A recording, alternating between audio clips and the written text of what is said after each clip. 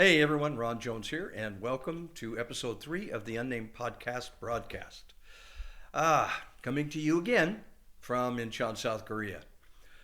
Last time we were together, we talked about two Adams, and we're going to continue that today. And in brief review, we said that Adam, the created Son of God in the garden, was called a Son of God. He was called man. He was called first man, and he was called first Adam. Jesus, the Son of God, was called Son of Man, second man, and the last Adam. So this was a comparison between the two, and we highlighted the reason that God sent another Adam was to give humanity another Adam to choose from. We highlighted that God would be unrighteous in any judgment if he were to judge us solely based on Adam's sin without giving us an option. Why? Because we were born into sin. We were born into sin. We didn't have an option. We didn't ask to be born. So here we are. And I know there are many who argue that since that's the case, we shouldn't have to accept Christ because we didn't ask to be born. We'll talk about that a little bit more in a minute. But God is incapable of an unrighteous judgment. Incapable. He can't make it. And we often look and say, well, judgment is bad, but not really. For instance, Solomon. Two women came to him with one baby. Both claimed the child was there. So what did Solomon do? He had to make a judgment as to who would receive the child. So with God's wisdom, what did he say? Cut the child in half and give each of the women half of the child. And obviously the true mother said, no, let her have it. And then Solomon knew that the child was truly that woman's child. So what did he do? He judged in her favor and he judged against the other woman. So judgment, we often think that it's always bad. Well, judgment was in the favor of the woman who was actually the mother of that child. And it was a righteous judgment. So God would be unrighteous in judging us if he judged us solely on Adam's sin and the fact that we were born into sin because of him. So death reigned even over those who didn't sin like him. As we said last time in Romans chapter 5, it says, death reigned from Adam unto Moses, even over those who had not sinned after the likeness or the similitude of Adam. They didn't commit the sin of Adam, but death nevertheless reigned in their bodies because it became also a genetic truth. So when I compared the two Adams last time, I said the first Adam was the Son of God, and I said that the first Adam was a man in the image and likeness of God. The last Adam, Jesus, was God in the image and likeness of a man. The first Adam ate of a tree. The last Adam died on a tree. The first Adam died as a willful act of disobedience. The last Adam died as a willful act of obedience. That God brought woman out of Adam's side. Christ's side was pierced on the cross. He told Adam, because you've done this, the ground's going to produce thorns and thistles for you, and you'll eat bread by the sweat of your brow. Jesus was the bread of life who came down from heaven, sweat drops of blood, and took the thorns and thistles on his brow. Okay, so this comparison is pretty complete, but I left one out that I'm going to bring up this week, because I'm sure that if you've discussed this with anybody, and listen, you are free to disagree with me. I've said that enough, but you are. You're free to disagree with me. But the argument comes that says, well, he gave us another Adam to choose from, but what about the people before the cross? And what about the people in the unreached people groups around the world who've never heard? Well, we'll talk about those. Now, when I said I did the comparison between the two Adams, I left one out that I'm going to bring up now. And that is that when the man and the woman fell, it wasn't Eve then. Adam called her Eve after the fall. She was still known as woman at that point. When they fell, they hid amongst the trees of the garden, which is why I believe two reasons that Jesus had to die on a tree. Number one, they ate of the tree. Number two, they hid behind the tree, so he had to pass through a tree to go get them, so that when he who knew no sin became sin was nailed to the cross, the sin that came from the tree was nailed back to the tree it came from. It was a complete cycle of item for item, atom for atom, reversal of the fall. So they hid amongst the trees of the garden. So Jesus passed through a tree to go lead captivity captive. Well, what do you mean lead captivity captive? He preached to those who died prior to his arrival in creation prior to his death, burial, and resurrection. In fact, it says in Ephesians chapter 4, beginning with verse 7, going through verse 9, it says, to each one of us he has given according to the measure of Christ's gift. Therefore, he says, now this is the important part, says, when he ascended on high, he led captivity captive and gave gifts to men. Now, it goes on later in verse 10 and talks about apostles, prophets, evangelists, pastors, and teachers, but that's not the topic today. We're talking about the fact that Jesus came into the earth, was crucified, buried, and led captivity captive. Now, when did he lead them? Lead captivity captive? Because verse 9 says, now this, he ascended. What does it mean but that he first descended into the lower parts of the earth? He who descended is also the one who ascended far above all the heavens, that he might fill all things. Okay, so that means that he went into the lower parts of the earth and preached the gospel. Those who received him followed him. He led captivity captive. He brought them out of the place that they were at the time. Now, we could go further and say, well, do you have any other proofs? That could mean several things. Well, I'm happy to provide another proof, and that's in Matthew 27, 51 through 53. And this is talking about when Jesus was crucified. And it says, then behold, the veil of the temple was torn in two from top to bottom, and the earth quaked, and the rocks were split.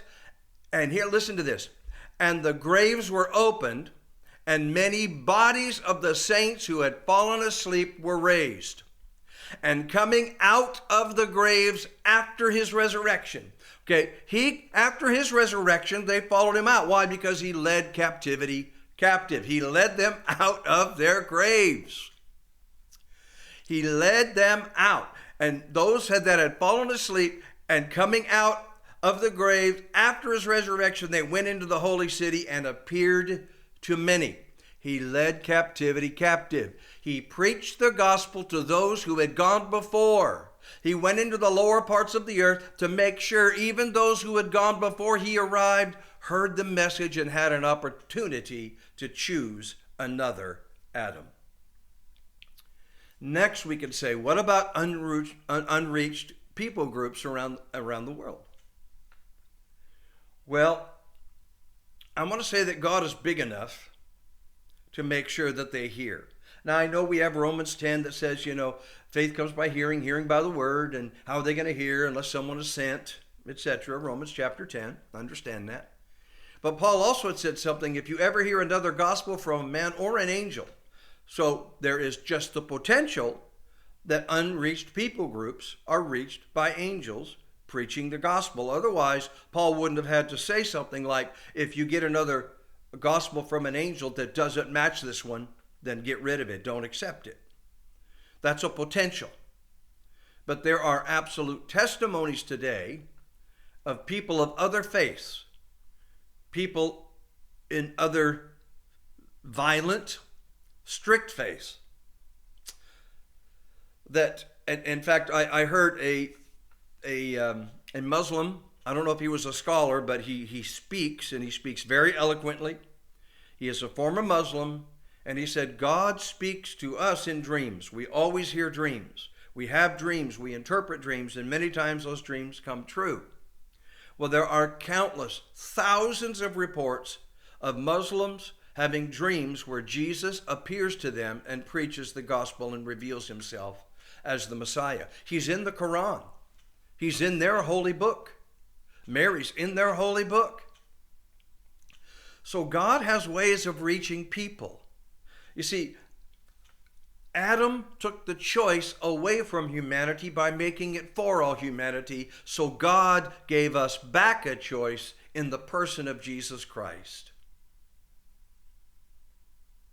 God is not going to leave any individual without a choice. He's going to make sure no matter where they were, what time they lived in, they had an opportunity to receive him, to hear the gospel and make a decision. We talk about the will of man, and I had an individual say, are you sure you're not making an idol of the will of man? Now, God doesn't have any idols, but forgive this If I've made an idol out of it, then God has made an idol out of it. Why?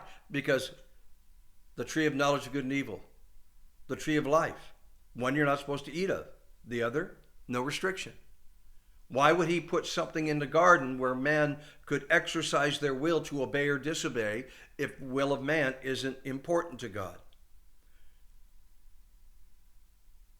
If the will of man isn't important to God, then why didn't he stop Adam from eating of the tree and using his own will to eat of the tree and disobey God? Why didn't he stop that if the will of man is not important? We can go on in Scripture, and he said, I set before you this day blessing and cursing and death and life. Choose life. He didn't make the choice for us, but he set before us those choices, and he told us what to choose, but the choosing is still on us. We're responsible for the choice that we make. God is ensured that at some point throughout an individual's existence over the course of human history, they will have an opportunity to hear about Jesus and make a choice to choose Adam's. We are now, as believers, we are the corporate body of the resurrected, glorified, immortal, incorruptible, ascended Son of God, Jesus. We have gone from the kingdom of darkness to the kingdom of light. If the will of man is not important, and at the end of the age, everyone will be saved because God is love, then there's no reason to preach the gospel. Just let everybody have a good time doing whatever they're doing, whatever sin they're committing, whatever they want to do. Just let them run with it. No reason to preach. None. You know, a friend of mine once told me who ascribes to the God is love, he says, love doesn't keep a record of wrong. Well, the problem I have with that is that's 1 Corinthians 15, which is written to the church at Corinth, telling believers how to treat one another. I'm glad you guys have faith. I'm glad you guys have hope, but love's the greatest. Don't keep a record of wrongs. He's talking to the believer. He is not talking to the world.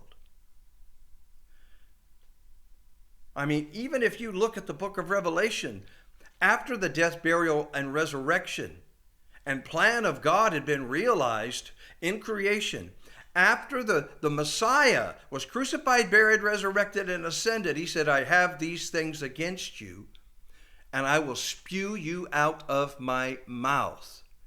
That's the Son of God after he has effected a redemption for those who believe. Human will is involved in everything we do, to the point that when there was a man, when man had to accomplish something, and there was no man to accomplish it because God gave dominion to man and the will of man was important, God had to become a man to do it as a man in order to effect the redemption. Redemption is an incredible divine partnership between God and man. Jesus is the Son of Man and Jesus is the Son of God, which means this, that a Son of God and a Son of Man in one person purchased our redemption. God couldn't impose it on man, and man couldn't accomplish it on his own. So God had to become a man so that in a single individual of Jesus Christ, the Son of God and the Son of Man, that the Son of God and the Son of Man were both the sacrifice. God and man offered their Son for our redemption. I don't know if you know this or not, but God's pretty smart. So, today I want to tell you, if you haven't accepted Jesus, the last Adam, our Redeemer, all you have to do, it's very simple, is say, Lord, I ask you into my life. I ask you into my heart. Cleanse me of my sin, of my wrongdoing. I recognize that I've fallen short of the glory. He came so that we could be redeemed. He came to give us another Adam to choose from. Now, the only way we're judged is if we reject Jesus, Son of God, Son of Man, second man, last Adam. Now's the time to make a choice. God's so good to give us an opportunity. Man fell, so God became a man,